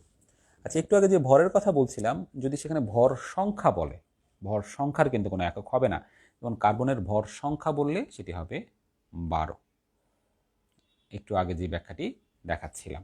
ঠিক আছে, ভর সংখ্যা বললে আমরা নর্মাল যে আইসোটোপটা যেটার প্রাচুর্যতা বেশি সেটিকেই বুঝিয়ে থাকি। যেমন কার্বনের ভর সংখ্যা বললে কিন্তু আমরা 12কেই বুঝবো, কিন্তু এই প্রশ্নের জন্য যেহেতু তেজস্ক্রিয় আইসোটোপ বলেছে এটার ভর সংখ্যাতে আমরা 14 এই কথাটি ব্যবহার করেছি। ওকে, তারপরে আমরা দেখি আয়োডিন উদ্বায়ী এবং পানিতে অদ্রবণীয়, কিন্তু সোডিয়াম ক্লোরাইড অনুদ্বায়ী এবং পানিতে দ্রবণীয়। তাহলে দেখো আয়োডিনটা হচ্ছে উদ্বায়ী কিন্তু সোডিয়াম ক্লোরাইড হচ্ছে অনুদ্বায়ী। আয়োডিন এবং সোডিয়াম ক্লোরাইড মিশ্রণ থেকে কোন প্রক্রিয়া তাদের আলাদা করবে? তাহলে একটা উদ্বায়ী আর একটা কি অনুদ্বায়ী। তাহলে তুমি এখানে কি করতে পারো? ঊর্ধ্বপাতন করতে পারো। ঊর্ধ্বপাতন করলে যেটা উদ্বায়ী সেটা উড়ে যাবে, আর যেটা অনুদ্বায়ী সেটা থেকে যাবে। ঠিক আছে, আংশিক কেলাসন করা যাবে না, কারণ এখানে তো দ্রাব্যতার কোনো ফ্যাক্টর দেয়া নাই, তাই আংশিক পাতন হবে না। দ্রাবক নিষ্কাশন, দ্রাবক নিষ্কাশন হচ্ছে উপযুক্ত দ্রাবক দ্বারা কোনো দ্রবকে আলাদা করা। তাহলে এখন তো এখানে তো আয়োডিন এবং সোডিয়াম ক্লোরাইড দুইটাই দ্রব, আর এখানে উপযুক্ত দ্রাবক বলতে কাউকে বোঝানো হয়নি, তাই এক্ষেত্রে দ্রাবক নিষ্কাশন হবে না। দ্রাবক নিষ্কাশনে সাধারণত একটি জৈব পদার্থ থাকে, সেটিকে উপযুক্ত দ্রাবক দ্বারা তার পূর্বের দ্রাবক থেকে আলাদা করা হয়। তার মানে সেখানে দুই ধরনের দ্রাবক থাকে, একটা পুরাতন দ্রাবক, একটা নতুন দ্রাবক। কিন্তু দেখো এখানে দুটোটাই হচ্ছে পানি, একই দ্রাবক, তাই দ্রাবক নিষ্কাশন হবে না। আংশিক পাতন হবে না, কারণ আংশিক পাতনের ক্ষেত্রে কি থাকে? স্ফুটনাঙ্কের মান দেওয়া থাকতে হয়। তাহলে আমরা বুঝলাম কেন ঊর্ধ্বপাতন হবে, কেন বাকিগুলো হবে না। গ্লিসারিনের স্ফুটনাঙ্ক 296। অবিশুদ্ধ গ্লিসারিনকে বিশোধনের উদ্দেশ্যে আংশিক পাতন করতে গেলে তার স্ফুটনাঙ্কে পৌঁছানোর অনেক আগেই তা তাপে বিযোজিত হয়ে যায়। এটি একটি ইম্পর্টেন্ট বিষয়, মনে রাখতে হবে যে যাদের স্ফুটনাঙ্ক অনেক বেশি হয় তাদের ক্ষেত্রে একটা সমস্যা দেখা দেয়। তাদেরকে যখন তুমি হিট দিবে, যেমন ধরো গ্লিসারিন, দেখা যাবে সে 260 ডিগ্রি সেলসিয়াসে আসলে সে লিকুইড থেকে গ্যাস না হয়ে সে কী করে? সে বিযোজিত হয়ে যায়। অর্থাৎ বিযোজন মানে হচ্ছে সেটা ভেঙে ছোট ছোট একাধিক পদার্থ তৈরি করা। যেমন ধরো এই যে ক্যালসিয়াম কার্বনেট, সে বিয়োজিত হয়ে ক্যালসিয়াম অক্সাইড আর কার্বন ডাইঅক্সাইড উৎপন্ন করে। তাহলে এই যে ক্যালসিয়াম কার্বনেটটা ভেঙে ছোট দুটো অণু তৈরি করেছে, এটাকে বলা হচ্ছে তাপে বিযোজন। তাহলে যে সকল পদার্থের স্ফুটনাঙ্ক অনেক বেশি তাদের ক্ষেত্রে কিন্তু এটা একটা কমন প্রবলেম, যে তাদের স্ফুটনাঙ্কে পৌঁছানোর আগেই তারা অনেক সময় তাপে বিযোজিত হয়ে যায়। তাহলে কিভাবে গ্লিসারিনকে বিশোধন করা যায়? অর্থাৎ কিভাবে তাহলে কোনো অবিশুদ্ধ গ্লিসারিনকে আমরা, ধরো যে এখানে পাত্রের মধ্যে গ্লিসারিনের সাথে আমার অন্য কোনো অপদ্রব্য আছে, তাহলে আমি এখানে এই অপদ্রব্যটা কিভাবে সরাবো? কারণ হিট দিতে গেলে 296 আগে যদি গ্লিসারিন ছোট ছোট অণুতে কনভার্ট হয়ে যায়, তাহলে তো আমি গ্লিসারিনকে কি করতে পারলাম না? আলাদা করতে পারলাম না। আচ্ছা, এই ক্ষেত্রে দেখো কাজটা হচ্ছে ক্রোমাটোগ্রাফি না, ক্রোমাটোগ্রাফিতে হচ্ছে যেখানে স্থির দশা চলমান দশা থাকে সেক্ষেত্রে দ্রাব্যতার উপর ভিত্তি করে, তাই ক্রোমাটোগ্রাফি হবে না। দ্রাবক নিষ্কাশন, এখানে উপযুক্ত দ্রাবক দ্বারা আগের দ্রাবক থেকে আলাদা করা, তাহলে এখানে ওই ধরনের কোনো ফ্যাক্টরও নাই। আচ্ছা, তারপরে বলা হচ্ছে নিম্নচাপ পাতন। নিম্নচাপ পাতন মানে হচ্ছে যে প্রেশার কমিয়ে দেওয়া, লো প্রেশার, নিম্নচাপ। আচ্ছা, নিম্নচাপ জিনিসটা মানে কি? দেখো, প্রেশারের সাথে কিন্তু স্ফুটনাঙ্কের একটা সম্পর্ক আছে। যেমন পানির স্ফুটনাঙ্ক আমরা বলি যে 100 ডিগ্রি। এই কথাটার মানে কি জানো? এটা কিন্তু আসলে 1 অ্যাটমসফিয়ারের পানির স্ফুটনাঙ্ক 100 ডিগ্রি।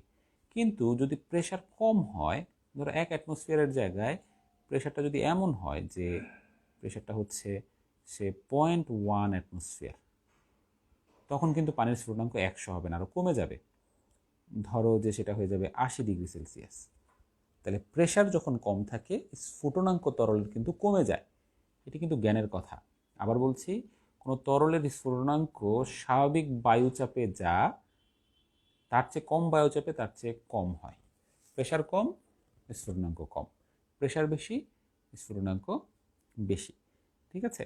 এখন প্রেশার বাড়ানো কমানোর সাথে স্ফুটনাঙ্ক বাড়ে কমে কেন? এই বিষয়টি যদি জানতে চাও তাহলে আমি ছোট্ট একটি ব্যাখ্যা দেওয়ার চেষ্টা করি। দেখো, ব্যাখ্যাটি হচ্ছে এরকম।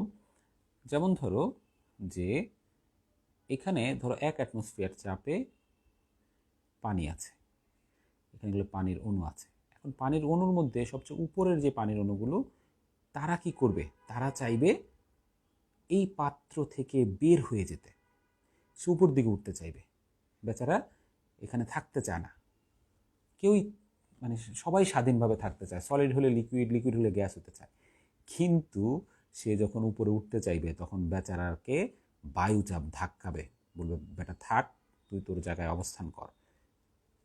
বায়ুচাপ যখন তাকে ধাক্কাবে, এই বেচারা পানি সে লিকুইড ফর্মে থাকবে।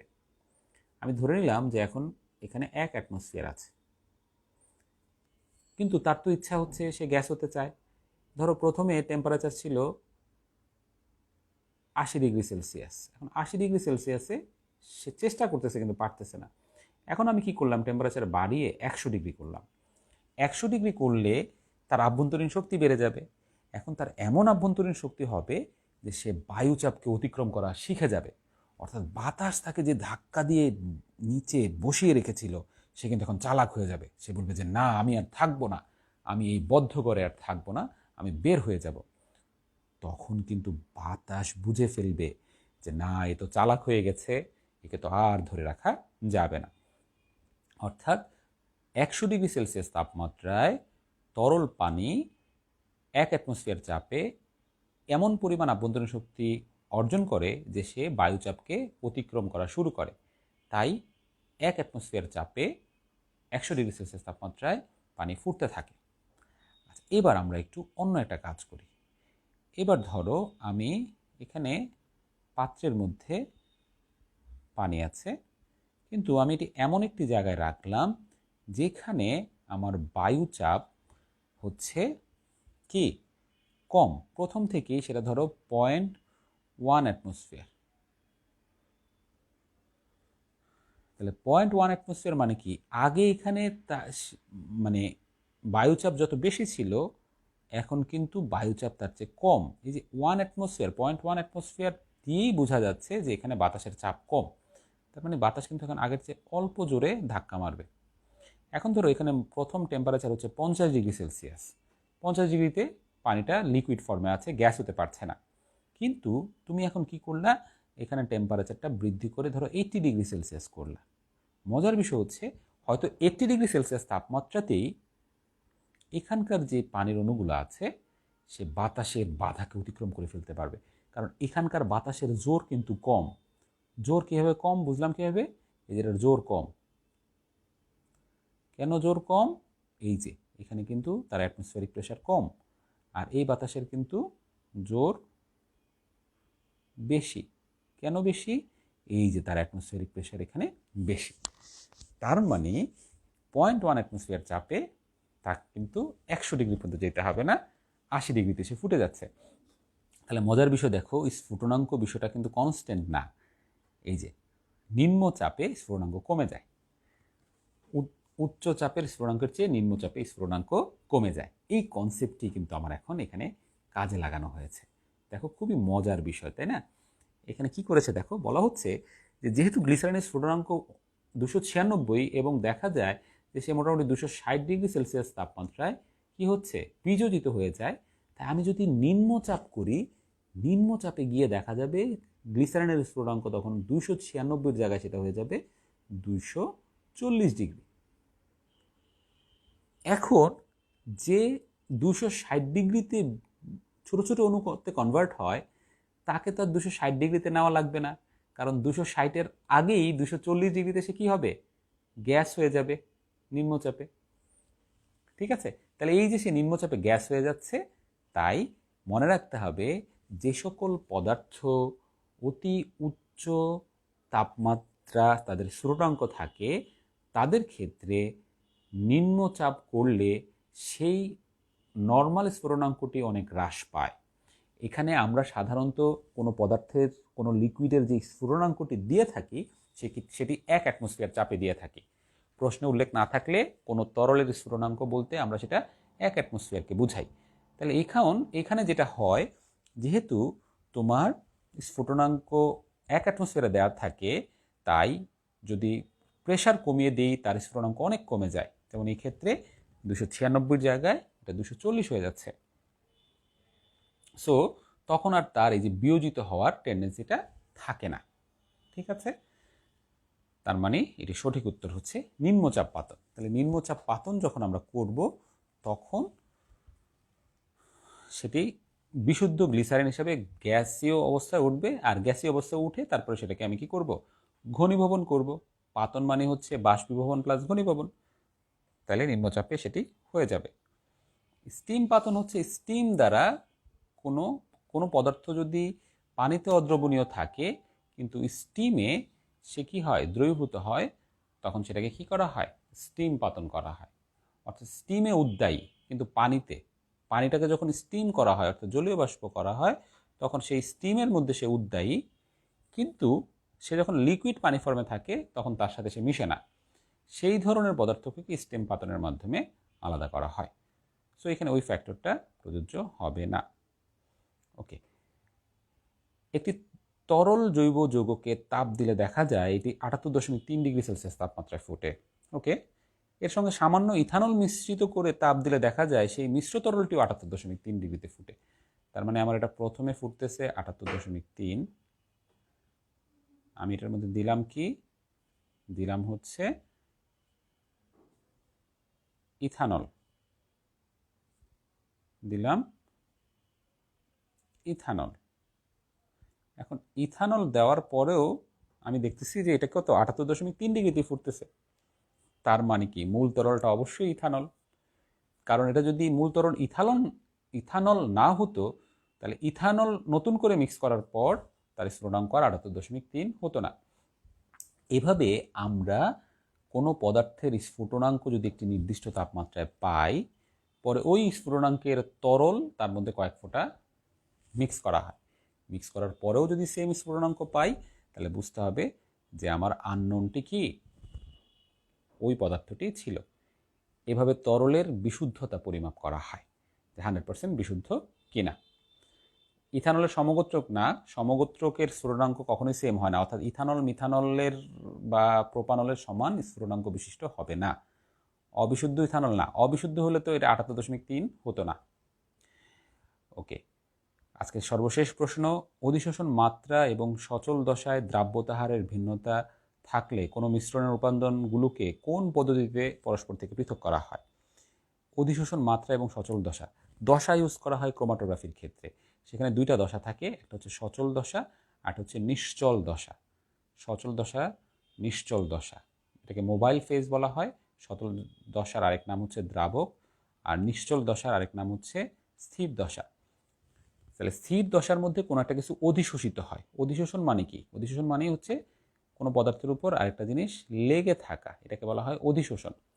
তাহলে অধিশোষণের মাত্রা এবং সচল দশায় দ্রাব্যতা হারের ভিন্নতা থাকলে কোনো মিশ্রণের উপাদানগুলোকে কোন পদ্ধতিতে, তাহলে এই যে দেখো দ্রাব্যতা হারের ভিন্নতা। দ্রাব্যতা হারের ভিন্নতা মানে কি?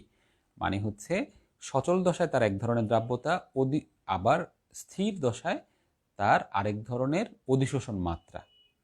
তাহলে যেহেতু দুই জায়গায় দুই রকম, তাই তখন কি হবে?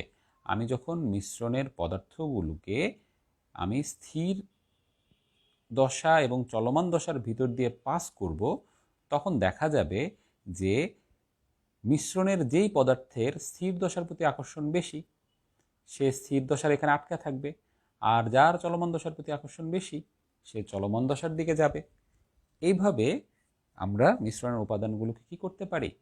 ক্রোমাটোগ্রাফিক পদ্ধতিতে পৃথক করতে পারি। সংক্ষেপে মনে রাখবে, ক্রোমাটোগ্রাফির ক্ষেত্রেই দুইটা দশা ব্যবহার করা হয়ে থাকে। দ্রাবক নিষ্কাশন না, দ্রাবকের কথা একটু আগে বললাম, এখানে উপযুক্ত দ্রাবক ব্যবহার করা হয় আগের দ্রাবক থেকে আলাদা করার জন্য। সো এখানে দ্রাবকের কোনো কথা নেই। তাহলে দ্রাবক নিষ্কাশন হয় কি? নতুন দ্রাবক, পুরান দ্রাবক, সো এটা বাদ। আংশিক কেলাসন, আংশিক কেলাসনের টেকনিক কি? মিনিমাম দুইটা পদার্থের দ্রাব্যতা দেওয়া থাকবে। একটু আগেও একটা অবজেক্টিভ দেখেছি। আংশিক পাতন কি? আংশিক পাতন হচ্ছে মিনিমাম দুইটা পদার্থের স্ফুরণাঙ্ক দেওয়া থাকবে। তাহলে আংশিক পাতন হচ্ছে মিনিমাম দুইটা পদার্থের স্ফুরণাঙ্ক দেওয়া থাকলে হতে পারে। মিনিমাম দুইটা পদার্থের দ্রাব্যতা দেওয়া থাকলে আংশিক কেলাসন হয়। মিনিমাম দুইটা দ্রাবক, মিনিমাম না দুইটা দ্রাবক থাকবে, একটা পুরাতন দ্রাবক আর নতুন একটা দ্রাবক, তখন দ্রাবক নিষ্কাশনের বক্তব্য আসবে। আর সচল দশা, স্থির দশা থাকলে ক্রোমাটোগ্রাফি, অথবা সচল দশা অধিশোষণ মাত্রা হলে ক্রোমাটোগ্রাফি, এই বিষয়টি হয়ে থাকে। তো আমরা আজকে এই 24টা প্রশ্ন দেখো অনেকক্ষণ ধরে আলোচনা করছি। প্রত্যেকটা প্রশ্নের অপশনগুলোও কিন্তু আমি ব্যাখ্যা দিয়েছি যে কেন এই অপশনটা রাইট, কেন অন্য অপশনগুলো রং। এভাবে আমরা যদি ব্যাখ্যা করে প্রত্যেকটি অপশন বুঝি, তাহলে ইনশাল্লাহ ইন্টারমিডিয়েটে ভালো করা সম্ভব। ঠিক আছে, মনে রাখবে এসএসসির পড়াশোনা কিন্তু তোমরা খুবই কম পড়াশোনা করেছো, এই পড়াশোনা দিয়ে কিচ্ছু করতে পারবে না। ইন্টারমিডিয়েটে বুঝে বুঝে অনেক পড়তে হয়, অনেক কম্পিটিশান। ইউনিভার্সিটিতে চান্স পাওয়ার জন্য তোমাকে অবশ্যই খুব খুঁটিয়ে খুঁটিয়ে পড়তে হবে, তাহলে তোমার কাঙ্ক্ষিত লক্ষ্যে পৌঁছাতে পারবে। আর এই ইন্টারমিডিয়েট সময়টাকে যত কাজে লাগাবে, ভবিষ্যতে ভালো একটা জায়গায় চান্স পাওয়ার সম্ভাবনা তত বাড়বে এবং তোমার ভবিষ্যৎটা তত উজ্জ্বল হবে বা উজ্জ্বল হওয়ার সম্ভাবনা থাকবে। কাজেই হেলায় সময় নষ্ট করো না, বুঝে পড়াশোনা করো। বুঝলে দেখবে আনন্দ লাগবে, পড়াশোনাটা হবে। আর না বুঝে পড়লে একটা সময় কিছুই হবে না। পড়া পড়তে থাকবে, দেখা যাবে যে কাজের কাজ কিছু হচ্ছে না। তো ঠিক আছে শিক্ষার্থীরা, আমরা আজকে প্রথম এমসিকিউ সমাধান ক্লাস নিলাম দ্বিতীয় অধ্যায় গুণগত রসায়নের। ইনশাল্লাহ পর্যায়ক্রমে আমি সামনে আরও বেশ কিছু ক্লাস নিব। আমার টার্গেট আছে বিগত 5 বছরের সকল এমসিকিউ বোর্ড প্রশ্ন এবং বিভিন্ন ইউনিভার্সিটি মেডিকেল বইয়ের প্রশ্নগুলো সলভ করে দেওয়া। তো তোমরা দেখতে থাকো প্রশ্নগুলো, উত্তর, এবং না জানলে কমেন্ট সেকশানে আমাকে জানাবে। আজকে এই পর্যন্তই। সবাই ভালো থাকো, সুস্থ থাকো। আসসালামু আলাইকুম।